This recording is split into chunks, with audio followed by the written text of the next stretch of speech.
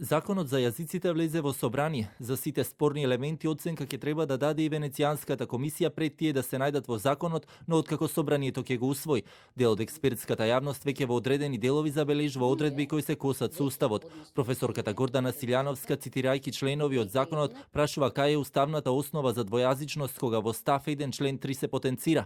Во сите органи на државната власт во Република Македонија, централни институции, јавни предпријатија, агенции, дирекции, установи, организации, комисии, правни лица кои вршат јавни овластувања согласно законот и други институции, службен јазик покрај македонскиот јазик и неговото писмо е јазикот што го зборуваат 20% од граѓаните на Република Македонија и неговото писмо на начин определен со овој закон. Членот 4 пак понатаму вели, во единиците на локална самоуправа јазикот и писмото што го користат најмалку 20% од граѓаните е службен јазик покрај македонскиот јазик и неговото кирилско писмо. За употребата на јазиците и писмата на кои зборуваат помалку од 20% од граѓаните во единиците на локална самоуправа, одлучуваат органите на единиците на локалната самоуправа.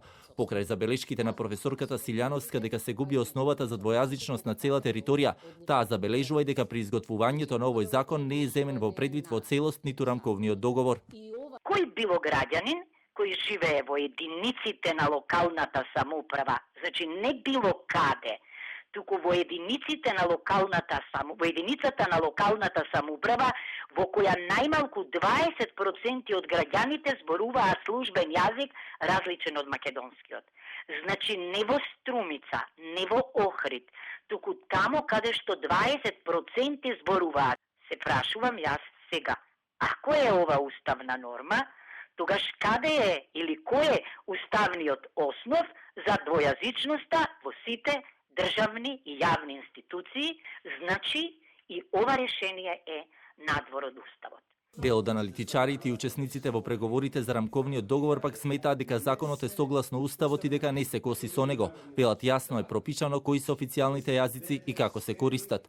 И таму се вели дека на целата територија на Република Македонија и во низините меѓународни односи, службен јазик е македонскиот јазик и неговото кирилично писмо и точка. И ставот 2 вели дека друг јазик, кој го зборуваат најмалку 20% од населението, е исто така службен јазик.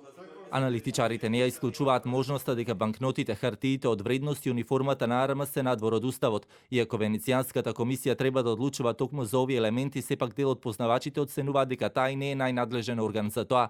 Имплементирањето на законот ќе ја чини државата 1,7 милиони евра. Владата вчера го објави во целост. За дел од експертите спорно и неговото проширување во судството.